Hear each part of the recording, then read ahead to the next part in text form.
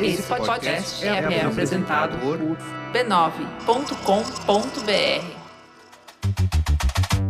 Olá, eu sou o Bruno Natal, hoje é dia 25 de janeiro e no resumido número 197, democratização do acesso à internet, aumento da transparência e da participação política através da tecnologia e muitos outros assuntos numa conversa com a diretora executiva da Open Knowledge Brasil, Fernanda Campanucci. Vamos nessa, resumido. Resumido.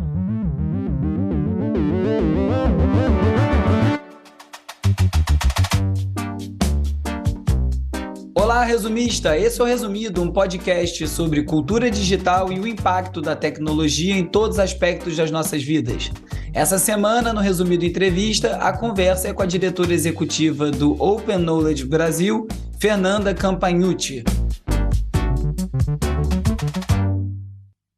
E aí, Fernanda, tudo bem? Tudo bem, Bruno?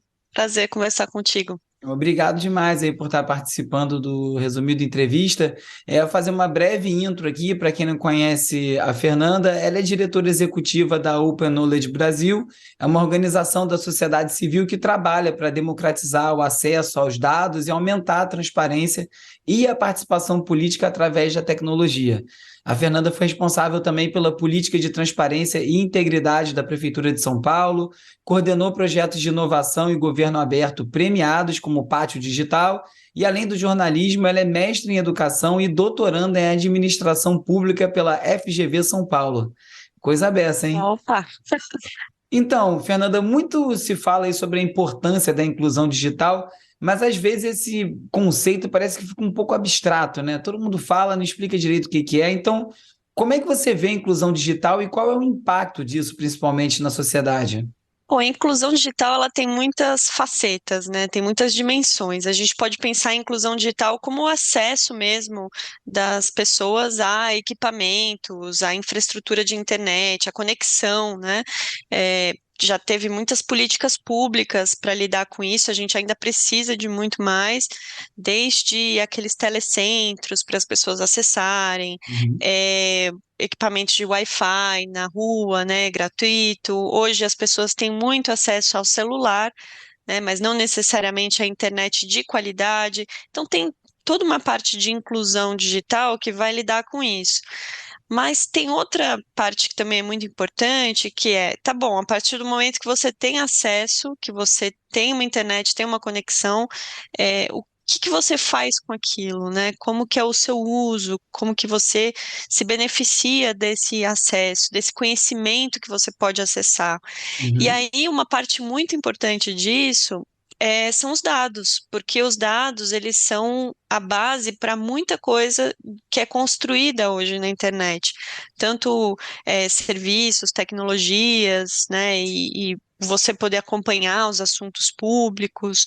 Então, eu costumo trabalhar principalmente com essa frente, né, que é como democratizar o conhecimento sobre dados e o uso de dados, contando que a gente ainda, né, sabendo que a gente ainda tem muito a fazer para que as pessoas tenham acesso mesmo à internet, a equipamentos, a esse universo, né? E quando a gente fala de dados, muito se fala que talvez as pessoas ouçam muito na propaganda sobre Open Banking, né? Nas propagandas na Uhum, TV por aí, e também se fala muito em Open Government, né? O governo uhum, aberto. E aí, obviamente, isso informa diretamente o que você acabou de falar. O uhum. que é, do ponto de vista prático, esse governo aberto?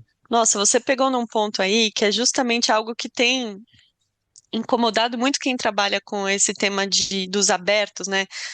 Dados abertos, ciência aberta, códigos abertos. Quando a gente fala de open banking, é outra coisa, né? A gente está falando de a comunicação, o fluxo de dados que está acontecendo entre instituições privadas, para ele acontecer de forma mais fácil, né? Os bancos estão trocando as nossas informações sem que a gente precise ficar autorizando a cada vez que eles façam isso.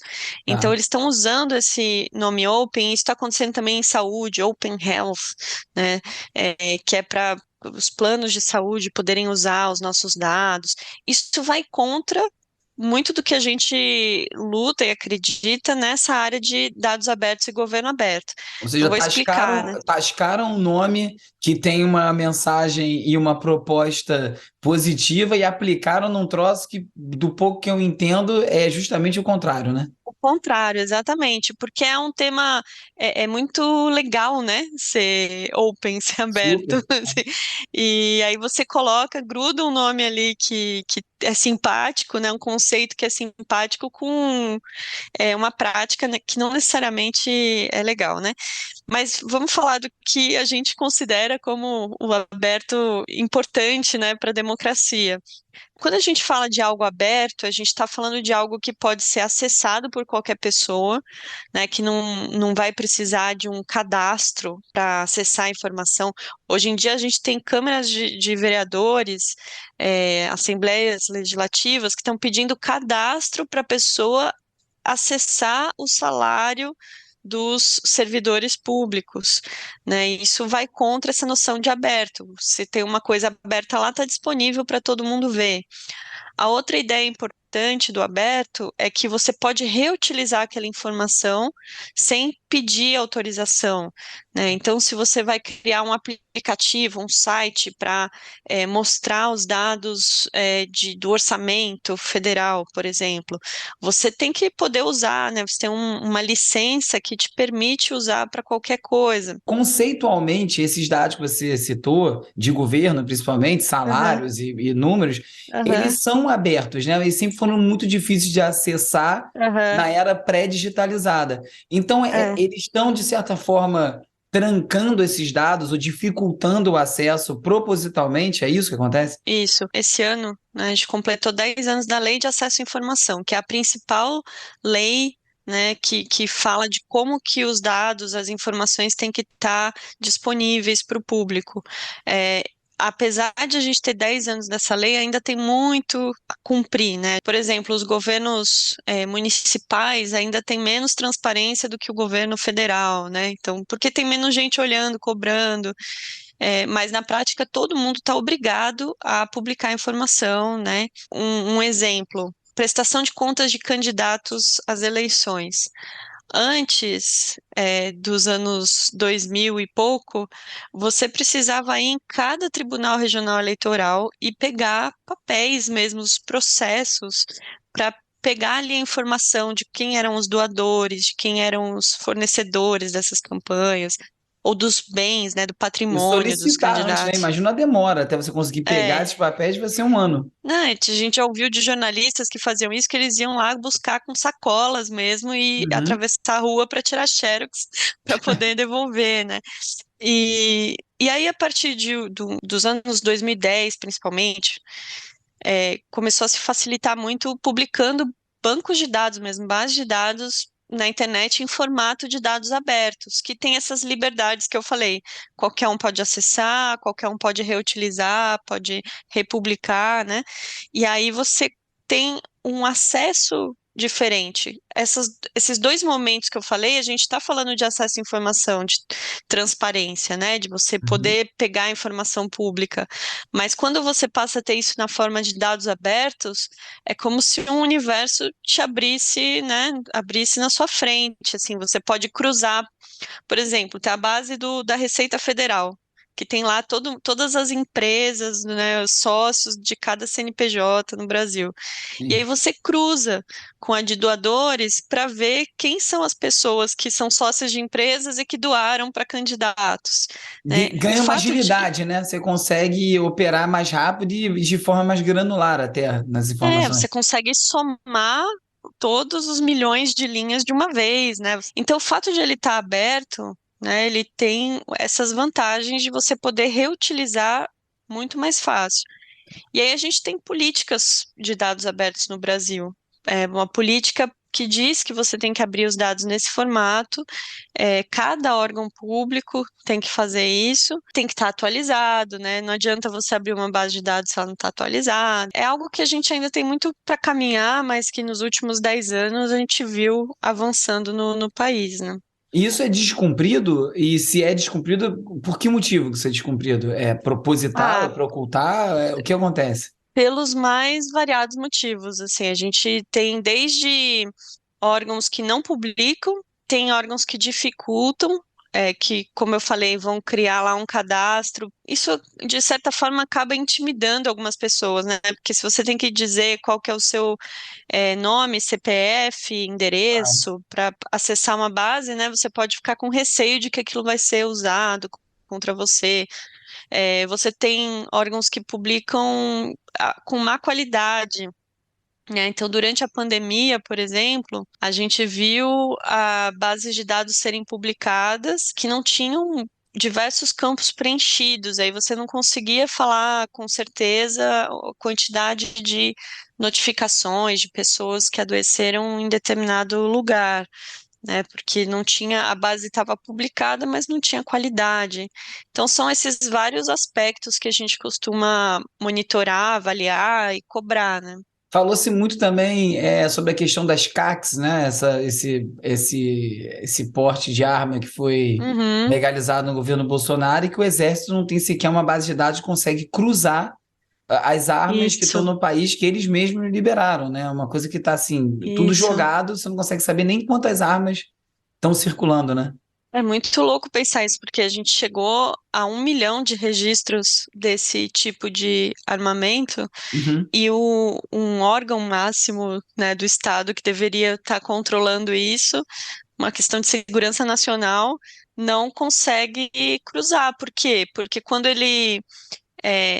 cada estado administra os seus dados de uma maneira, Sim. né? E ninguém pensou e planejou uma infraestrutura capaz de conectar essas coisas, né? De padronizar. Isso a gente vê em várias situações. Na pandemia, por exemplo, isso aconteceu também.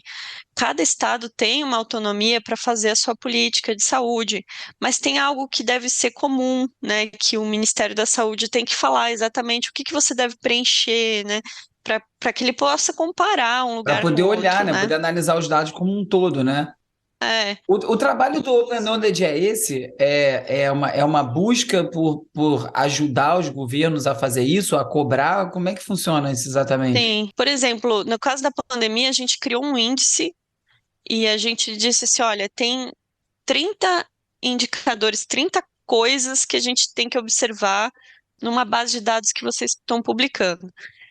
O conteúdo tem que ter dado de leitos hospitalares, dados de insumos, né, tipo vacinas e medicamentos, Então tem lá essa parte de conteúdo, tem uma parte de formato, né? Não adianta você colocar isso se publicar um relatório em PDF, né? Ele tem que estar numa base de dados, como eu falei, né, estruturada lá, que tem lá as colunas e Uhum. linhas e detalhada, porque também não adianta você publicar leitos, por exemplo, falar assim, olha, tem 80% de leitos ocupados. Mas quantos leitos tem, né? Qual que é o numerador e o denominador dessa conta? E aí também a forma de publicar.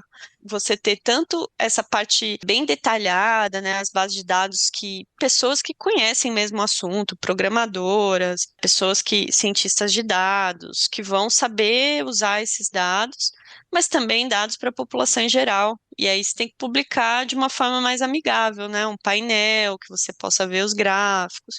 É importante ter as duas coisas, né? O governo tem que fazer as duas coisas. Então, é esse tipo de coisa que a gente cobra. A gente fez um índice e pontuou os estados. Teve um caso, por exemplo, do Espírito Santo, que ele estava em penúltimo lugar a primeira avaliação que a gente fez. Aí Uhum. eles se mexeram lá para publicar, para fazer as adequações. Em 2 semanas eles passaram para segundo lugar, Por né? ego, isso? Então é uma espécie, tem um incentivo político, né? Porque Sim. aí a imprensa divulga, nossa, tá a situação deplorável no estado, não dá para saber o que está acontecendo, né? Uhum. Então tem um incentivo político de querer estar bem, falar, nós somos transparentes. A gente usa isso para incentivar, né? Criar um Sim. mecanismo aí de Incentivo. incentivar. E não existe um setor no governo, um departamento responsável que deveria estar fazendo isso e criando essas normas? Isso existe, não existe? Por que que chega a esse ponto? Hoje, no Brasil, é muito solto isso, depende muito da vontade política de cada lugar. A lei de acesso à informação que eu falei, ela é assim, é uma diretriz Uhum, geral, todo mundo tem que cumprir. Cada órgão vai fazer a sua política própria. O governo federal fez a sua, que é a Política Nacional de Dados Abertos, mas os municípios, estados, eles precisam criar suas políticas. entendi. Então, a gente tem um órgão federal olhando para isso só nos ministérios, nos órgãos federais. Agora, tem as prefeituras, os governos dos estados, que também publicam, tem coisas que só esses entes têm. E não existe uma parametrização de como isso tem que ser publicado? Isso está dentro de que ministério, Não, aliás? essa é uma discussão agora na transição que ainda está incerta. Porque hoje a gente tem a Controladoria Geral da União, a CGU, responsável por monitorar essas políticas de dados, dizer como é que tem que ser, né? Tá. Mas a gente também tem uma área dentro do que até 2022 era o Ministério da Economia, que é a área de governo digital. É uma secretaria de governo digital. E isso está em discussão, né? Se vai ser criada uma secretaria de planejamento que fica com essa parte também de digital, inovação. É, ainda está em discussão, Me né? parecia que deveria ser um ministério, né? Dados aí é o combustível do mundo hoje em dia, sem uma importância tão grande. É, Você, inclusive, fala muito sobre alfabetização em dados, né? Porque a gente fala dessas aham, bases todas, aí eu acho que já abrindo mais essa discussão, né? É sobre como esses dados são coletados, né? Isso é uma discussão muito recorrente, uhum, assim, aqui no Resumido eu falo sempre. Desde identificação de rosto, né? De reconhecimento facial, da onde vem esse banco de dados, como ele foi montado, uhum. como ele foi coletado, e qual é a melhor forma de lidar com isso? Tem como parametrizar isso também? Olha, na Open Knowledge a gente tem um programa que é a Escola de Dados. E a Uhum. gente já fez capacitação de mais de 20 mil pessoas nesses Caramba. 10 anos para lidar com base de dados. É principalmente jornalistas, pesquisadores, pessoas que querem aprender a lidar com dados, contar histórias a partir de dados. Aí, específico, jornalismo de dados ambientais, dados de educação, né? Então, tem essas habilidades de interpretar e analisar os dados, construir gráficos, né? Mas tem isso que você falou, que é a parte de como os dados são produzidos, o que é muito importante, porque quando chega no final da ponta, né, do processo, você pode ter uma base de dados, como eu falei, sem qualidade. Quando começou a ser feita a vacinação, era uma tristeza, porque a gente pegava aquela base de dados e tinha lá uma coluna que dizia qual era a vacina que estava sendo aplicada. Então, Tá. cada linha era uma pessoa, certo? Aí você toma a vacina, alguém anota lá qual a vacina que você tomou, se era AstraZeneca, Pfizer. E aí era um campo que a pessoa digitava. Você tinha lá AstraZeneca, descrito cada um de um jeito, Até e você consolidar tudo, né? não tinha Todos os erros de como. digitação, todas as coisas, é impossível, Não. né? Então, alguém decidiu que aquele formulário tinha um campo aberto, em vez de colocar lá os campos com os tipos de vacina já, né? É um erro bem Que a primário, pessoa né? só escolhe.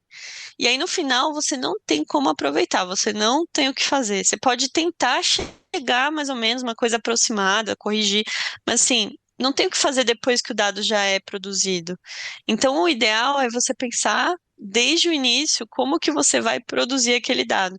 E aí a gente tem uma linha também de formação que a gente criou para gestores públicos, que chama Publicadores de Dados.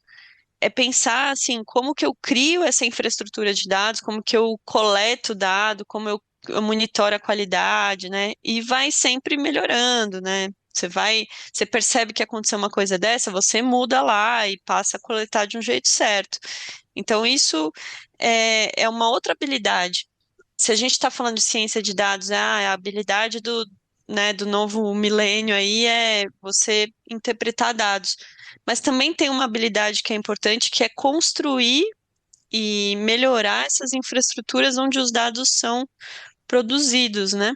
Quando a gente está falando de gestão pública, dá um desespero ouvindo você falar, porque fica me parecendo uma coisa que a gente vai depender da boa vontade, do interesse pessoal desses servidores quererem se envolver e gerar isso melhor. Não existe uma estrutura, né? Então, a gente está muito despreparado ainda, tem muita coisa para construir. Então, acho que aí tem duas coisas. Uma é que não é exclusividade do poder público, né?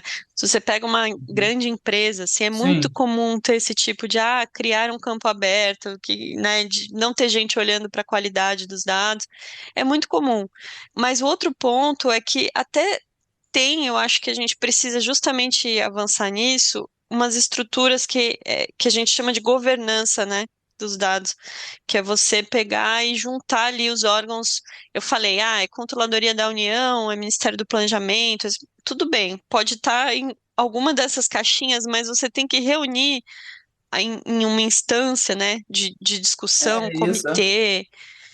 um comitê de governança de dados para definir essas políticas e padrões. E a gente tem um, falei até no passado porque é um pouco frustrante, que é a Infraestrutura Nacional de Dados Abertos, chama INDA, a sigla, e é do governo federal. E é justamente isso, é um lugar em que junta todos os órgãos que têm a ver com o debate dos dados, que tem que definir padrões, políticas, o portal de dados abertos do governo federal, que é o Dados.gov.br, que lá tem muita base de dados, assim, deveria estar funcionando melhor do que funciona hoje. A gente acabou de fazer uma avaliação, publicou, que, assim, metade das ações que estavam previstas para os últimos 2 anos não foram feitas. Catalogar as bases de dados, por exemplo. É muito importante você saber quais bases de dados existem. E aí é o que você falou, eu tenho um pouco de angústia também de saber que a gente não tem um mapeamento, né, de quais são as bases de dados, Não ou sabe se nem que tem esse dado tem. mapeamento. Tipo, não é Exatamente. nem Como é que processar o dado, não sabe nem que dado que tem ainda, não tem nem isso organizado. aí a gente ouve a notícia de que teve vazamento, de que teve exposição, mas assim, uma autoridade que vai cuidar de monitorar isso, ela precisa saber onde estão os dados, quais são esses dados, né? Uma empresa, um governo, ele tem que fazer um inventário. E a gente não tem isso, aparentemente, no governo federal. Se tem, nunca foi divulgado. A gente sabe que teve várias tentativas de produzir, mas ainda não concluídas. Então, isso é algo que falta mesmo, né? E você lutou muito contra o projeto do pedágio digital, né? O que Sim. era isso? Quais são os riscos de retrocesso? Qual era a questão do pedágio digital? Para dar uma amarrada assim, o que a gente tem que estar atento nesse tema que é tão amplo? A gente pode Uhum. ficar aqui 3 horas falando sobre É. isso, mas o que são esses casos? O que está aí no dia a dia que a gente pode ficar mais atento? Olha só, quando você tem a base de dados da Receita Federal, lá, que é o CNPJ e todas as empresas, os endereços das empresas do Brasil, é uma base de dados. Você pode fazer um download dela, e ela tem 20 gigabytes, uma coisa enorme, e vários pedaços que você tem que juntar, é difícil trabalhar com ela. Mas é uma base de dados que você pode baixar. Isso é dados abertos. Beleza. O que a gente precisa além de uma base para baixar? As chamadas APIs, que são portas, né, mecanismos para conectar sistemas com a base de dados. Então, é, tem gente que explica isso como se fosse um balcão de pizza, né? Você vai lá, você pede uma pizza, alguém te entrega uma pizza. A API é esse lugar em que você pode pedir dados e você vai receber os dados. Aquele exatamente que você pediu. Então, eu não preciso baixar a base de dados inteira. Eu só vou lá e faço um pedido assim: eu quero dados sobre a empresa tal, ou eu quero dados sobre o município, todos do município tal. Então, você pega um recorte em tempo real. Isso é importante por quê? Porque todo aplicativo que a gente usa, todo serviço, está usando uma API por trás. Ele está pegando dados de algum lugar. Quando a gente faz aqueles logins usando nossa conta do Gmail em outro site, o que está acontecendo é que o site está se comunicando com o Gmail por uma API. Sim. Então a internet é feita dessas APIs. E aí o que acontece? A gente também precisa ter APIs nos dados do governo.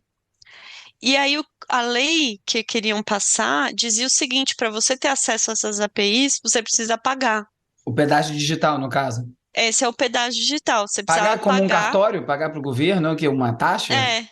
É uma taxa para cada requisição de dados que você faz. Então, cada consultinha lá que você faz.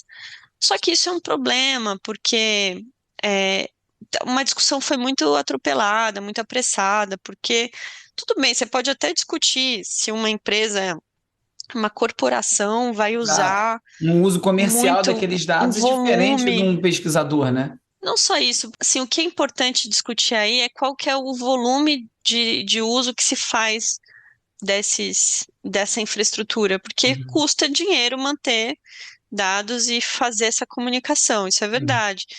É, mas da forma como foi colocado, você ia impedir muita coisa que a gente usa hoje, por exemplo, a gente tem projetos que tem algumas APIs que funcionam bem, por exemplo, no Congresso Federal. A gente tem lá uma robozinha que fica olhando todos os gastos dos parlamentares e tuitando Puxando, sim. gastos atípicos, que é a Operação Serenata de Amor. Fica lá Tá no e, Twitter isso? e é um Twitter, a robô chama Rosie.